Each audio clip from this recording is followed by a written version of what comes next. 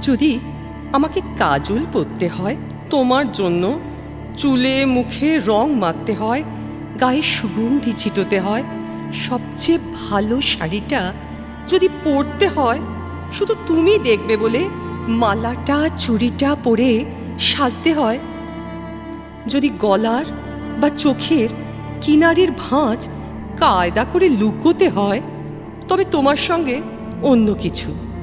প্রেম প্রেম নয় আমার।